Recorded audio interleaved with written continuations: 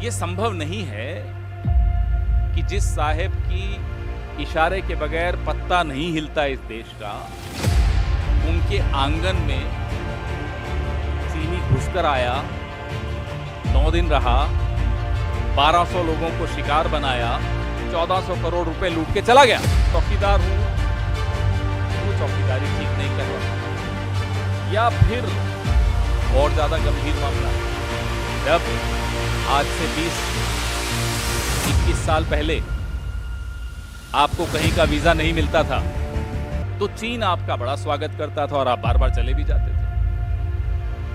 तो ये रिश्ता क्या है?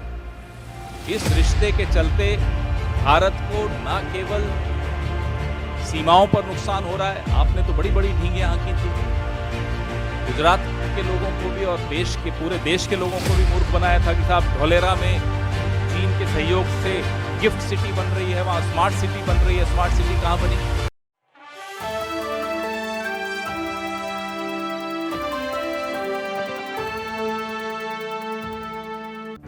इतिहास में कुछ महान नेताओं के नारे अमर हो जाते हैं। जय जवान जय किसान, शास्त्री जी ने कहा था।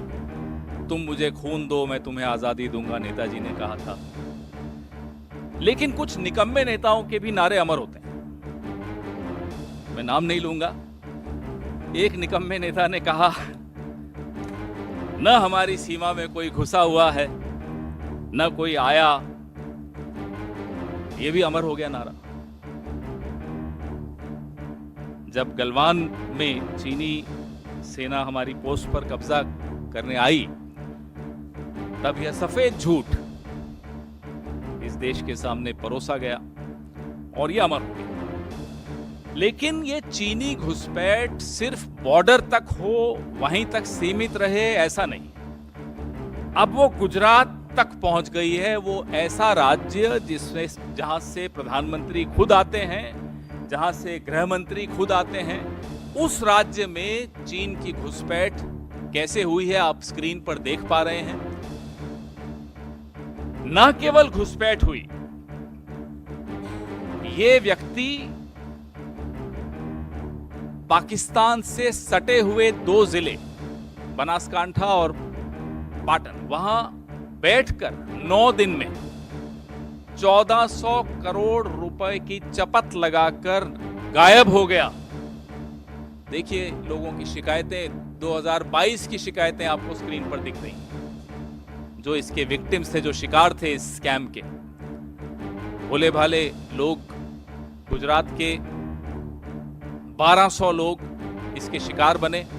और ये व्यक्ति, आप सोचिए कितना संवेदनशील इलाका है गुजरात के ये जिले जो पाकिस्तान से सटे हुए हैं, वहां एक चीन का व्यक्ति आता है और ये उस दौरान आता है जब प्रधानमंत्री महीने में 1 या 2 या 3 या 4 बार गुजरात प्रचार करने जा रहे थे चुनाव। उस दौरान ये स्कैम भी हो रहा था। पुलिस व्यस्त थी या पुलिस किसी दबाव में थी,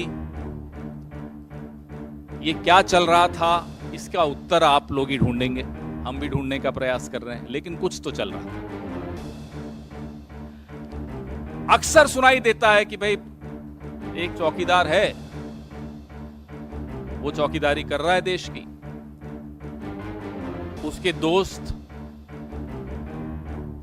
कुछ हैं, उनमें से गुजरात के भी, कुछ बाहर के भी, सहयोगियों के साथ मिलकर देश का पैसा लेकर बाहर चले गए। तो सुना है देश के बाहर से एक व्यक्ति आता है, और माफ कीजिएगा दुश्मन देश का एक व्यक्ति आता है, हमारे देश के 1400 करोड़ रुपए लूट के चला जाता है। कुछ मीडिया रिपोर्ट्स कहती हैं कि कुल मिलाकर नुकसान 4600 करोड़ का है, क्योंकि और राज्यों में भी ये डैनी डेटा नाम की जो ऐप थी, और इस ऐप को प्रचारित कौन कर रहा है आप स्क्रीन पर देख रहे हैं। पुलिस बेचारी अपनी तरफ से तो नहीं प्रचारित कर रही होगी, उनको भी कहीं से निर्देश हुए होंगे। पुलिस के जवान इस ऐप को प्रचारित करते हुए आपको इन चित्रों में दिख रहे हैं। तो ये इशारा कहां से हुआ? पुलिस एक ऐप को, जो कि एक चीनी व्यक्ति द्वारा बनाई गई ऐप है, Why is the police advertising an app made by a shady, dubious Chinese national? How could that Chinese national come to Gujarat and go to sensitive districts which are bordering with Pakistan and do this online app-based gambling and loot 1400 crores from 1200 people of Gujarat? Don't forget, it's the same state where the Home Minister comes from, where the Prime Minister comes from. And they keep talking about the Gujarat model. ऐसे राज्य में ये हुआ। चौकीदार साहब बोलते हैं, साहब हमने चीनी ऐप्स पे बैन लगा दिया और चीन की झालरों पर बैन लगा दिया। और यहाँ तो क्या हो रहा है, आपके सामने हो रहा है।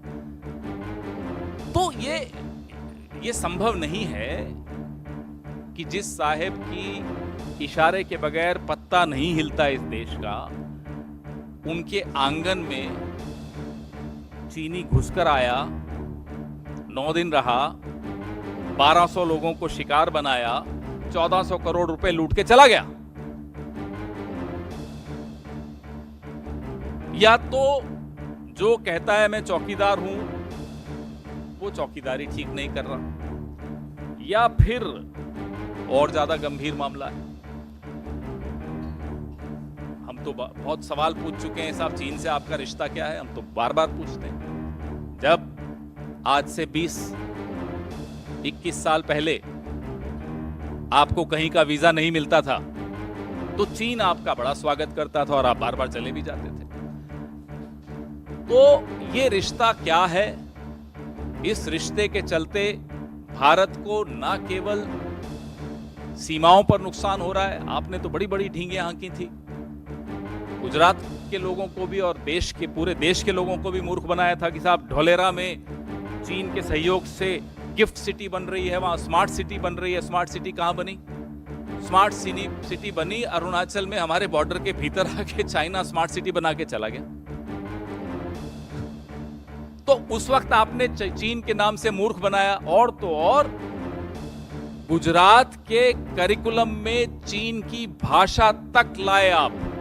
क्या चीन का प्रेम है साहब आपके साथ? चलिए, आपका प्रेम आपको मुबारक हो, देश को नुकसान कैसे होगा?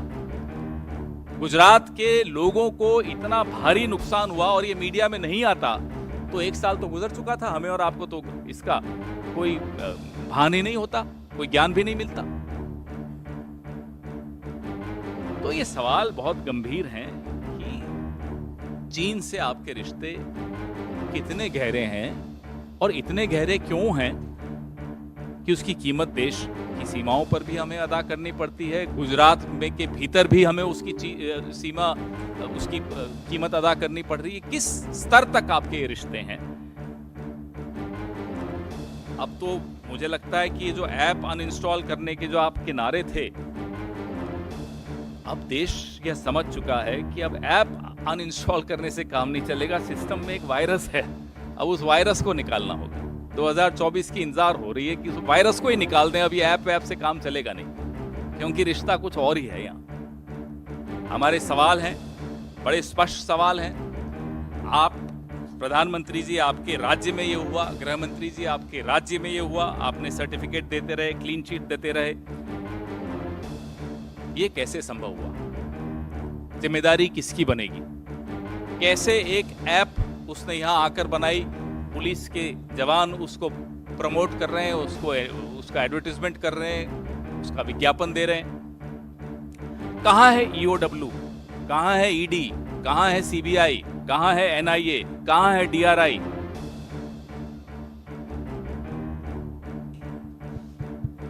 या सिर्फ ये तमाम एजेंसीज विपक्ष के लिए बनी है? जहां देश का नुकसान हो रहा हो, देशवासियों का नुकसान हो रहा हो, वेयर आर दीज एजेंसीज? और सरकार क्या, जो अपने आप को चौकीदार मानती है, ये ट्रैवल एजेंसी बन गई है स्कैमस्टर्स की? आइए साहब, आइए, लूट के चले जाइए। तो ये सरकार चल रही है या ट्रैवल एजेंसी चल रही है? और डैनी डेटा ऐप को प्रमोट क्यों किया गया, किसके इशारे से प्रमोट किया गया? इसका जवाब ये देश मांग रहा है। इस अभियान के पीछे, इस प्रचार अभियान के पीछे कौन था? खुद पुलिस तो मैं नहीं मानता कि अपनी तरफ से कुछ कर सकती है, बड़ा डिसिप्लिन फोर्स होता है। ये उत्तर प्रदेश की पुलिस आपने देखी अभी टीवी पर, स्क्रीन पर। इस ऐप के पीछे कुछ शेल कंपनीज बनी, वो पैसा यूरोप गया, वो पैसा दुबई गया, यूक्रेन गया, जहां जहां गया, उस पूरा एक व्हाइट पेपर इस विषय में देश के सामने जारी करना चाहिए। देश को जवाब चाहिए। जो 1200 लोगों का 1400 करोड़